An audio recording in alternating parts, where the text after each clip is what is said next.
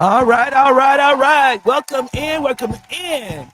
We have a very special guest today. Dr. Jennifer Gilbert is in the house. Make sure you share, share, share. Make sure you put those hearts up. I'm telling you, it's going to be real deep today. Also, remember, next Friday, we'll be back on with Grown Men Talking Incorporated with Child of Destruction.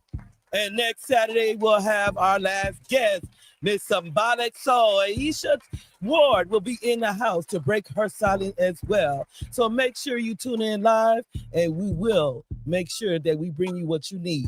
Now, what we're going to bring on now is our motivational speaker who is hosting the show today, along with our motivational speaker, Tanisha, is going to be also interviewing Dr. Jennifer Gilbert. So now over to Dan. Welcome in, everybody. Welcome in. Welcome in. Like Spicer said, we got a very good show for you planned out tonight, and uh,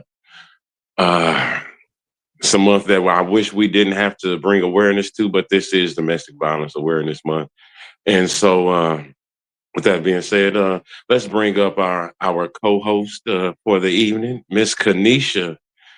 How are you doing this evening? Motivational speaker. Good evening. Hello, everyone. Happy Saturday. Looking forward to having this conversation. All right, and without further ado, we are going to bring up the guest of the hour. She is the founder of Diminishing Domestic Violence 365. She is an celebrated author, Dr.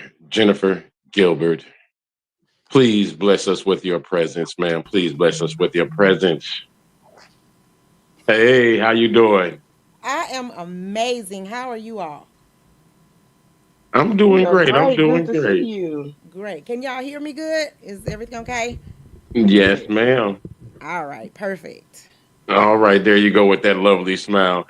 But here we go. So, Dr. Jennifer Gilbert, if you don't mind, can you inform us exactly what, and let the people out there know exactly what it is that you do with your organization, Diminishing Domestic Violence 365? Okay. First of all, it's demolishing domestic violence 365 days a year. And we are an organization that seeks to service the whole family as well as the whole survivor. We take them from surviving to thriving. We have everything from an exit plan when you're just trying to think of how do I get out? What's the first step? What do I need to take? So we start off with an exit plan. The exit plan is basically where we tell you all of the things from medical records to birth certificates, driver's license, all of the things, insurance policies, medications, all of those things that you need when you're preparing to go. That's when you have the time and you put it in a discrete location. And then from there, we have the now what plan. Now that you're out, now that you're safe, now that you're rescued, now where do we go from there? And so we seek to not only rescue, rehabilitate, we also educate. And then we have another program where you are required to give back. And still, if we can all be the voice, then no one else will be voiceless if we all operate in that same purpose and vein. I like that. I like that. So, what? So, what? Your, I understand that you have the organization, and what is it that what is it kind of that motivates you on a daily to continue to help people to get out of these particular situations? Because a lot of times it's very hard sometimes for people to even come admitting that they have the issue or they have the problem. So I mean, what is it that motivates you in order to, just to go? Because I know that you are currently on doing a comedy tour and things of that nature, and as well as, should we dive into the books that you've written? Listen, Oh, God is just amazing. And what I love about God is that He does not ever let me sit idle. The old people used to say, an idle mind is the devil's workshop. And so I try never to be idle. And because I have been a survivor of domestic violence on more than one occasion, I desire to become the voice that I never saw, that I never encountered. I never encountered somebody who cared enough to talk to me and allowed me to have my weak, whoa, I think I might need to go back moment. This is too hard. I love him too much. We were together for too long. We have children. Like all of the excuses that I had to keep me in bondage, if you would. I seek to be the person to say, okay, I know that may be true, but I know you're right. I know how you feel. I can acknowledge. I can't just empathize, but I can sympathize with you because I've been there. And I believe that it comes differently when you're talking to someone who has been there versus someone who is just advocating for people to never go there, if that makes sense. Makes perfect sense to me because a lot of times, like you said, that sometimes can be the hardest part, for somebody, I'm not going to talk to you about this because you don't understand where I'm coming from. Right. So and I like we were talking about, you have a few stage plays. How do you use your stage plays to be informative as well as um discovering? Because I know just me personally, sometimes if I go to a play, I will see something within that particular play and I will be able to relate to it, and it'll actually change or alter how I look and think about things and certain aspects on life once I walk out of the play. So how Right. how do you do that? How do you use your stage plays and your books to be informative as well as discovering, and healing for the people who have been through these situations? Well, for my stage play, I want to back up just a little bit. Every year, even though we're demolishing domestic violence 365 days a year, every year in October we do something different, something special to celebrate our survivors who have been freed within that year, to celebrate the survivors who have gone on, and in all kinds of ways. One way that I did one of my stage plays that won 5 awards, it was called The Gospel Golden Girls and the Men That They Hurt. And for that particular play, what I did, we often hear about the women who are abused and sometimes even the children who are abused. And so what I did is I solicited nationwide and even overseas for men who had been abused to share their story with me, to set up an interview, set up a meeting, and give me your story. Help me to see inside of a mind, because I can tell you all day what it's like to be a woman in that situation, but never a man. And we had rescued a number of men, and I had to be one of those who had to be delivered from, dude, really? That mindset, right? Yeah. And so when they shared their story with me, I wrote their stories within the script.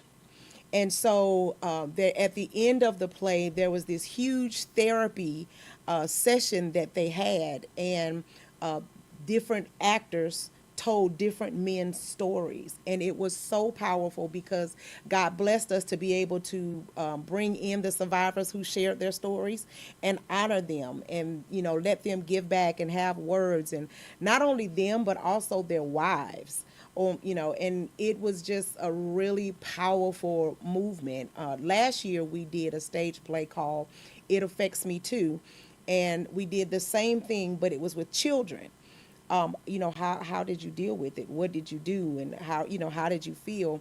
And we talked about the generational curses that come from abuse. And in that particular play, we talked about how this little boy saved his mom and his sister from the abuse of his father, but then he turned around and became an abuser himself.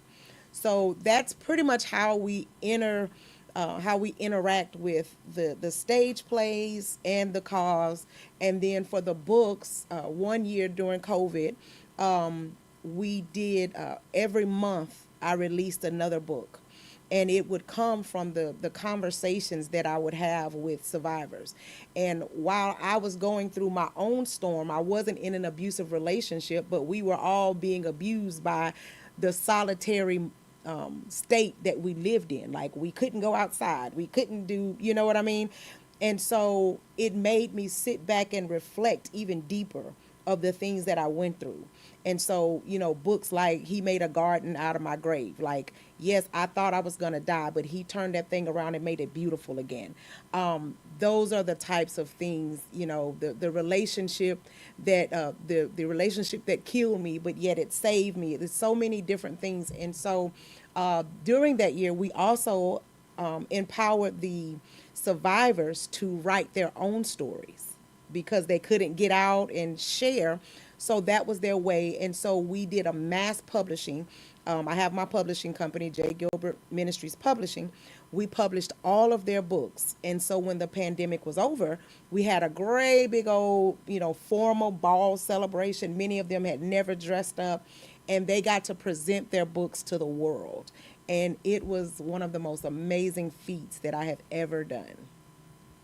Yeah, that is lovely. That's lovely because I kind of when I work with the children that I work with, I explain to them by the end of this workshop, you will be a published author.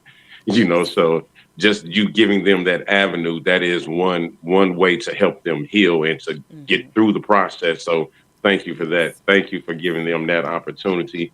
And I noticed that you said that you've helped a number of people, and just from the man's aspect, because a lot of times the hardest thing for men to do is to admit that they are in that particular situation. Yes. And I apologize, but I mean, what are some of the things that you do for men specifically? I know this is the unspoken heart, Yes. Yes. but Yes. what are some of the things that you do for men specifically to help them to get through this situation, to overcome it, to get to the point to where they're like, no, this is not the way that it's supposed to be. Right. Well, first of all, we have to talk them past the shame. We have Yes. to let them know it does not make you any less of a man because this happened to you. And again, I can say all day, you're a king. You are supposed to be the head and not the tail. You're above and not beneath. But I have to also, I can't teach them how to overcome it as a man. So I have a number of male survivors that I link them to, who now live healthy lives, who now have healthy relationships and healthy marriages. And through their relationship, even though I facilitate it, I step back and I let the men be men. And through their collaboration with other men, and everybody calls me, Dr. G, Mama J, all of the things. It just kind of depends. And so, I step in and I'll be like, now, did that make sense? Okay, you want to get in this relationship now? Why? And Yeah. so it is just like I become, big sister, auntie, mom, mentor, minister, whatever it is. But it's just again building them back up because I understood the shame. Like I understood in a way. Like the one rescue we done, short story, one rescue we done, the dude was like 6'5". I'm 5'2", so A everybody's a monster. giant to me. He was like 6'5", and he called us on the rescue line, and I was like, this was kind of like in the beginning before we got the mass of men that we have now. He was one of my Okay. first. And Okay. so I was like, is he trying to holler? Like, what is he doing? And Oh, so thought it was one of them trying to his, back door, yeah, and I was like, his speech is a little slurred, like something ain't right. So I go with, with my security or whatever, we go to rescue him. And I see his wife, who is 4'11". Now, I huh? don't You care said how, Oh, 4'11"? 4 feet, 11 inches. Oh me, oh okay. my. And so in that moment, I was like, okay, pull out the camera. Somebody's punking me. Like, I know this is Hmm. not happening, Ain't no way. Ain't no way, No, huh? that's exactly. But And that's the mindset most people have. Now, for me, I was able to visualize it and see this. You know what I'm saying? But for some people, they see strength, they see masculinity, they see, the fragility of women, and they're like, no, this can't happen. And when I stopped and I looked at him and I saw the shame and I saw how he felt, I, as I'm talking to him, had to change my mindset because for 3 days I couldn't understand it. I was still like, bruh, really? He's Really? Yeah. probably a gentle giant. He was a Yeah, gentle giant. and so once we, got through the case and all of that, and we began to see that she would drug him and put him down, and then she would, take advantage and do all of the things that she would do to him. And so that changed my mindset and perspective on male domestic violence. And so for him, he is one of our mentors now, but for him, it changed his whole perspective when the Gospel Golden Girls came out and he got to meet this plethora of men who did the same, had went through the same thing. So that was freeing for me because I was like, bro, I don't know what to tell you. I can. Uh-oh. Hey, that's a strong one right there. Yeah. Makes perfect sense to me. Like Kanisha said, he was a gentle giant, but I am hearing music, so that means it is time for a commercial break, and we will see y'all on the other side. We will be right back. All right, all right, all right. Commercial me break me, please.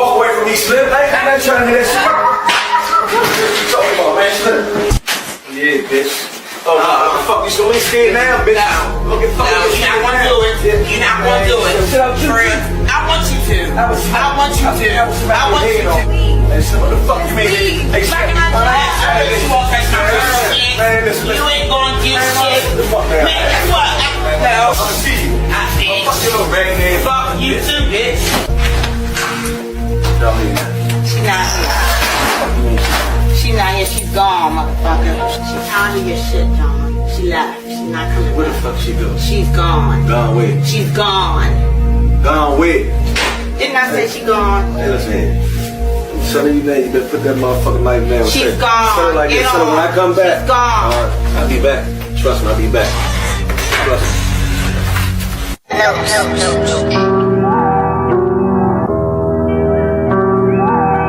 Hey, this one for everybody who lost a loved one or a parent.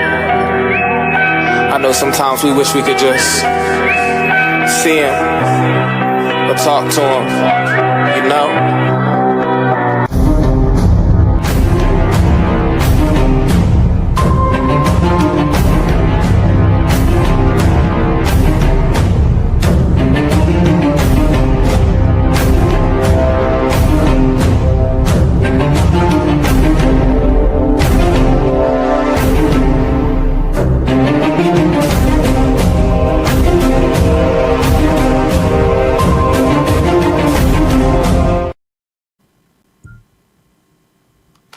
All right. We want to thank everyone over there, both pages of Facebook, YouTube, Twitter, Twitch, Instagram, and Rumble for tuning in live, supporting us in the shaking of the grounds and breaking our generational chain of abuse. If y'all have anything y'all want to share with Dr. Gilbert or want to ask any questions, the phone line is getting ready to come on, so the number will be going by. Also, remember next Friday, tune in live as the Grown Men Talking Incorporated come onto your screens with Child of Destruction. And also next Friday will be our last guest, Miss Symbolic Soul. Aisha Ward will be here live in order to share some of her life stories as well as the healing in the process and overcoming. So make sure y'all do not miss this.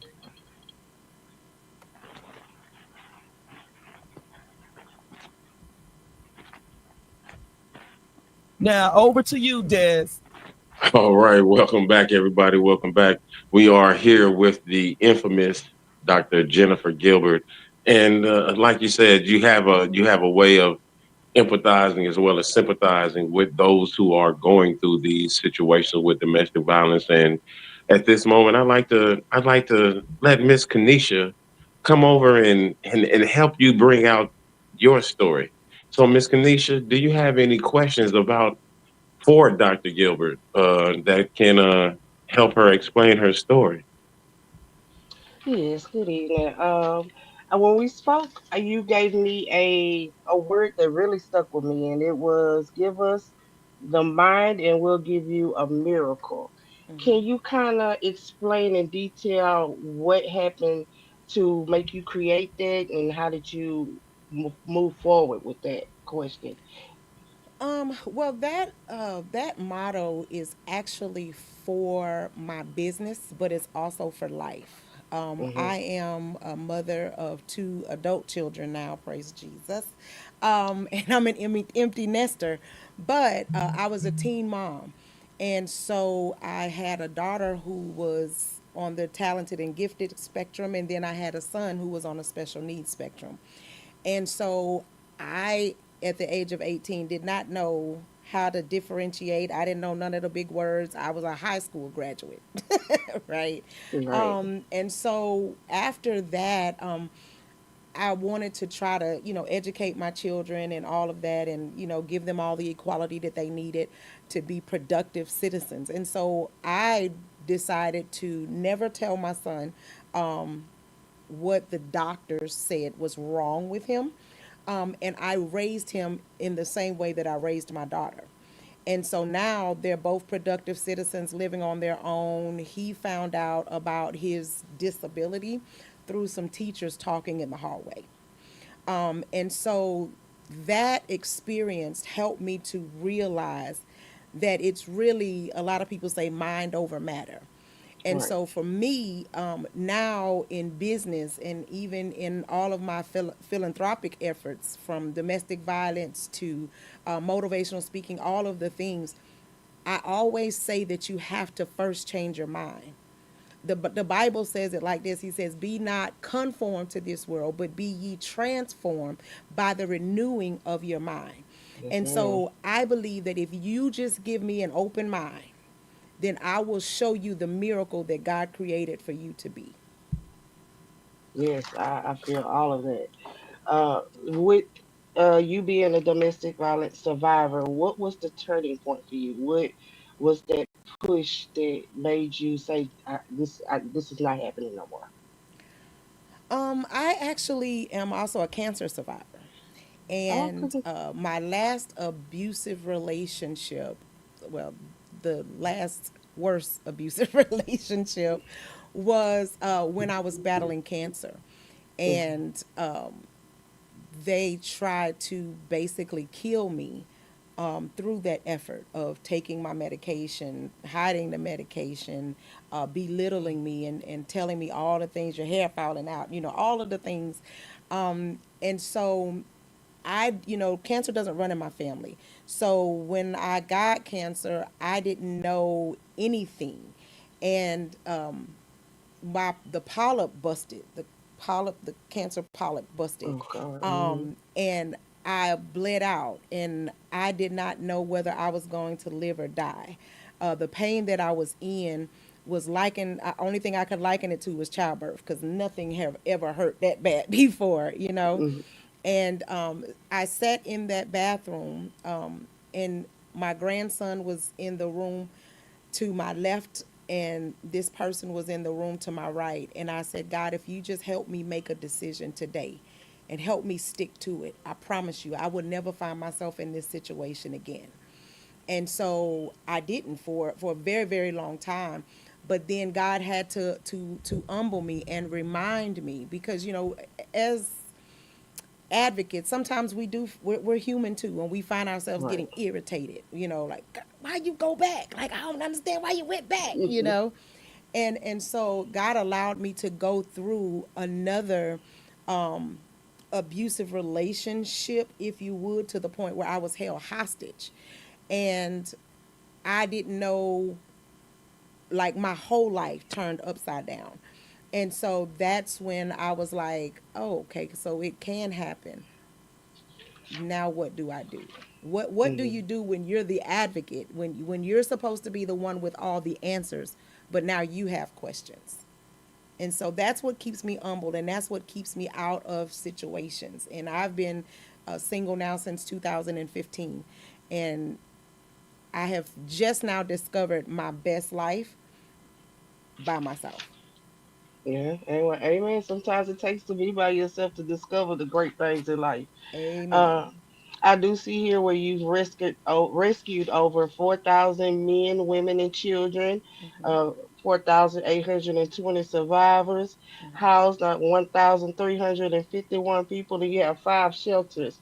What do you commonly see as the struggle with the going back or not leaving or just breaking free completely? I think we have a tendency, and I say we as people have Right. a tendency of getting what I call selective amnesia. Mm, In that moment of vulnerability, you remember, oh, I remember when, Valentine's Day, he brought me my favorite color bear, and oh my God, he bought me this outfit, and those are mm-hmm. the times of vulnerability. That's when it's critical that we step in. And so my reality check is, okay, I want you to remember that, but I want you to remember everything. I want you to remember how he beat you in that favorite dress that he bought you. I want you to remember how he talked to you, and how he made you feel obligated, and how he or she, you have to be present.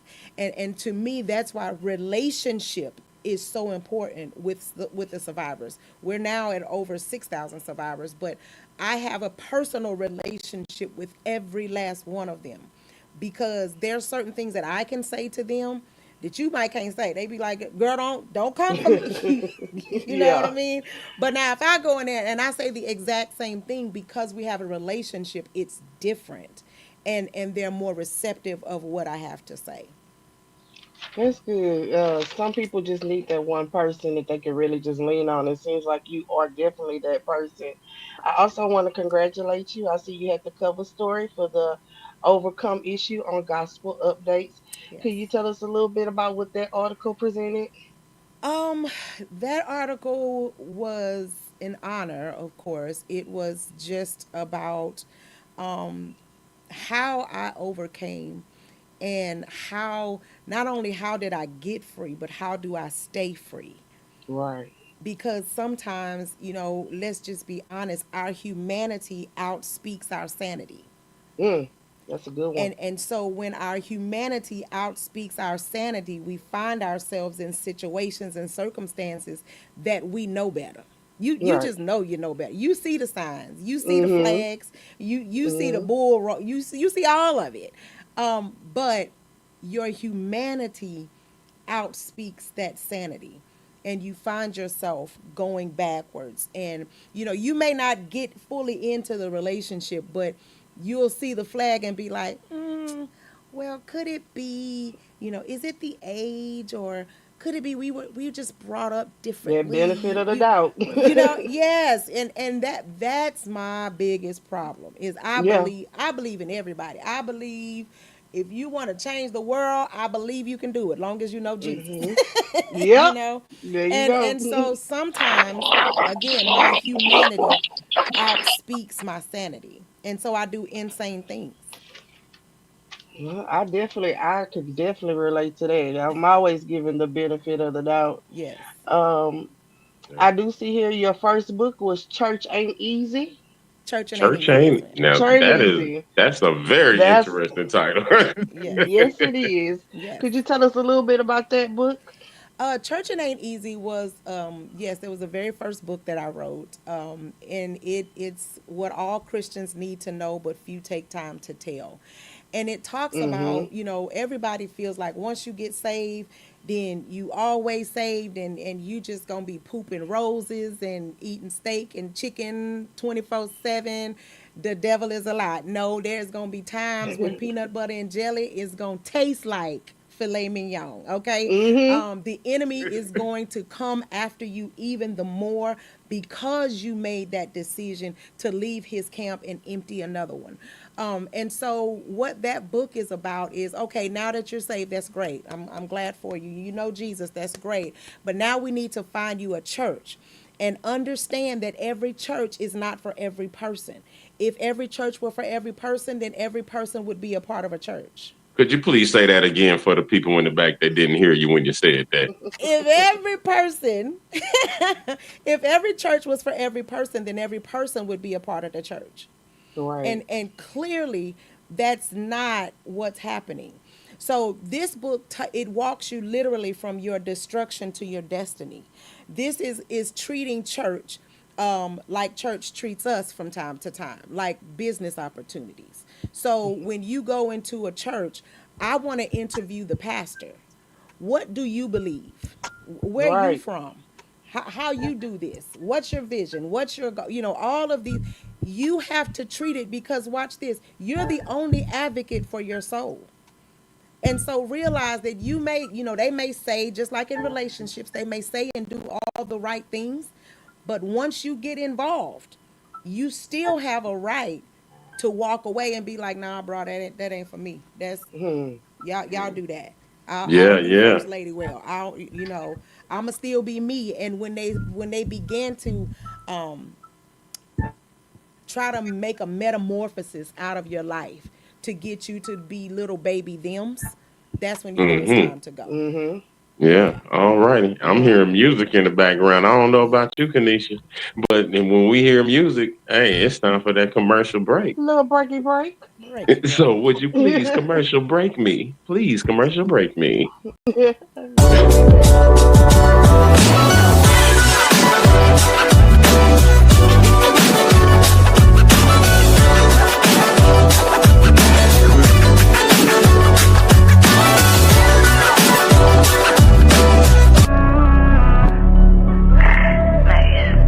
You don't got issues with me, it's really with your trauma. Where you do right and do better, baby, you're a father. I ain't the type of bitch to tolerate all of your trauma. You right, I am your karma. For all the broken hearts you buried, now you worried. So you creating stories just to hurt me. You don't wanna see me happy if it ain't with you. Even though you put your hands on me, I played it cool. Was such a fool, I loved you more than I loved myself. Give you the keys to my life, watch us burn in hell. Made me believe you was right and I was in my feels. How you terrorize my life and say it's no big deal. You broke my phone a couple times, couldn't go for help. I like for you and defending my mama knew too well. I even put her in a jail for you. I guess it's easier to hate me cause you know it's really there for you. So don't forget to mention when you telling all our business. I'm the one that left and now you in your feelings. You can hurt me and I pay the consequences. So when you tell your side of the story, just don't forget to mention when you fucking with these bitches. Hit me up for a bit, I'ma let you finish. You can hurt me and I pay the consequences. Tell them how you did me wrong, how you tryna play the victim. Play the victim. How you tryna play the victim?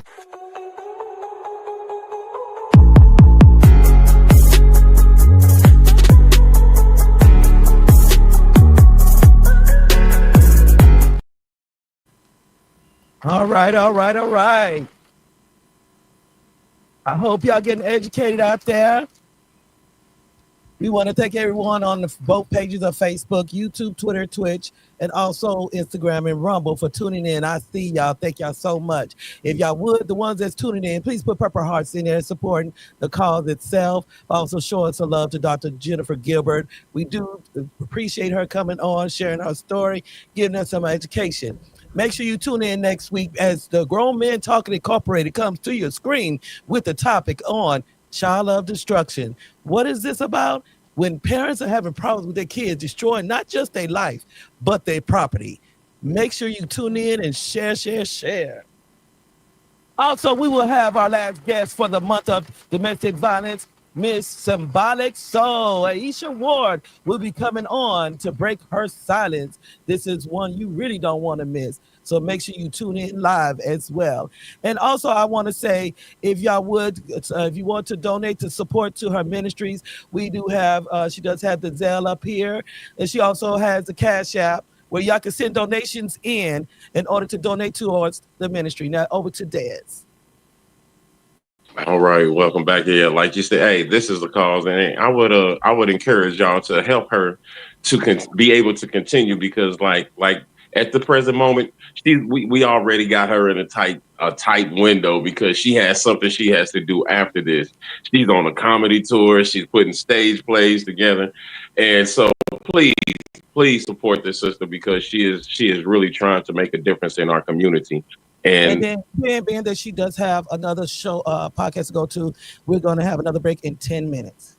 All right, 10 minutes. So with that being said, there are certain stages that you said that you try to get these people go through. And I remember like Andy said when we talked, that there are phases, because like how we always say, sometimes it's levels to this. Mm-hmm. It ain't no just it's over with. So can you kind of walk the people through some of the phases that you help the people go through to help them overcome and to get out of these particular situations? Well, that's a loaded question. You're gonna get us in trouble. I'm not trying to get nobody in trouble. I ain't trying to get nobody get us in trouble, because you know how Spicy is on her time. Okay, so listen, there are two sets of phases. There are the phases that come prior to you leaving, right? That's when you battle in your mind back and forth. I know better. I can do better. Oh, I can do better. I can do much better. I'm better than this. All of that. But you have not reached the level of strength to take action. Right? The Bible says it like this. It says, whatsoever a man thinketh, so is he. So in that phase, you're in the thinketh phase. You don't get to the so is he phase until you leave. Right? And then once you leave, there's the phase of staying gone. As I was just saying, it's not just sitting there thinking, oh, I remember, and this is why you have to be very careful, because there are certain times of year that trigger certain seasons, right? Yep. The holidays is one of the highest suicide times, because it's like, now I've built myself up, I know better, but oh my God, it's the holidays time. Maybe I can't afford to buy my kids presents, or maybe he's using the fact that he has financial stability and I don't, against me, and it's making me look like less than a mom. Now my kids hate me and I'm hating myself, and it's all of these things. Valentine's Day, the holidays in general are just times where the phases are phased out. It's just, I'm fiending at this point. And there is a such thing as emotional fiending. Like, I need this. I need to be. And we don't ever, nobody really likes change. I'll speak for myself. I don't really like change. I agree. I don't really like new stuff. And so if I could go back to something that's familiar that I know, guess where I'm going to go? I'm going to fall back onto that thing that is familiar, that I know, and it doesn't matter how toxic it is. Step back into your comfort zone. There you go. I call it recycling. Yes, yeah. and they'll say all of the right things, and they'll do all of the right, baby, I'm going to do better. I'm going to do better. I'm going to, flip it, tip it, dip it. We're going to do all of the things. We're going on vacations, and I'm going to do you. And then you get there and you go through the honeymoon phase of, okay, she's back. I'm going to be good. I'm going to be good. I'm going to be good. But as soon as the first disagreement comes, then all of the bestiality that comes with that comes. It's same face show right back up. So you fall back into that's when you tend to fall back into the level. I call it toxicity. Come on, toxicity. So just because we kind of running short on time because we do not want you to be late for your next show. We need you to get you to everybody that you can. Please, Lord, please get her to everyone that we can. Thank you. What are some words? What are some words of wisdom that you could give to people who are going through it and they're still in the, I call it the denial phase. No, this is not what's going on, but I know that I need. Oh, I hear music already. Yeah, we're gonna give her time to contemplate on that so that we can go ahead and get her on time to the next showing. So what we're gonna do, we're gonna go to a break real quick, 2 minutes and 19 seconds. So we'll be right back.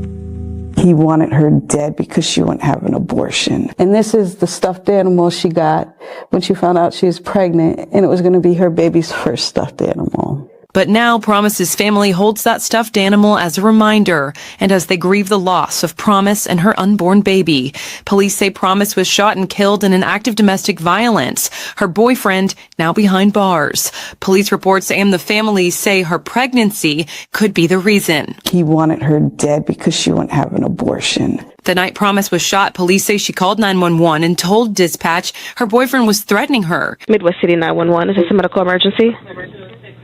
Yes, I had somebody threatening me and going around my apartment looking for me. I have video proof of him calling me, telling me he was going to harm me and my family. Police tried to find her, but a name mix-up kept them from doing so. 44 minutes after she called police, she was killed.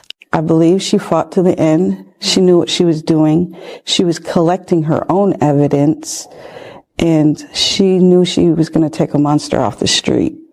She probably just didn't know it was going to take her life to get him off the street.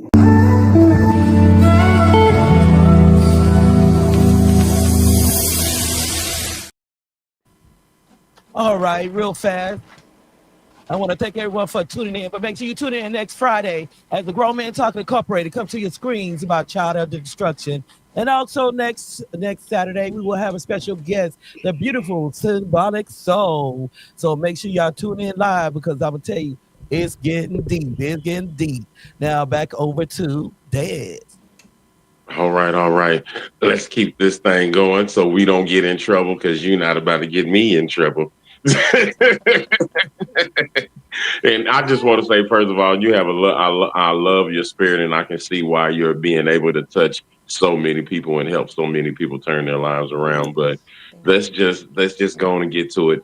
The question that was asked was, what are some words of wisdom and things that you can give to someone who is going through this situation, but still not being able to get through that denial phase, because there is someone watching, there is someone who will watch this and be like, no, that's not like you said. I'm going to ignore the flags. I'm going to ignore the flags. I'm going to not look at that because this person truly loves me.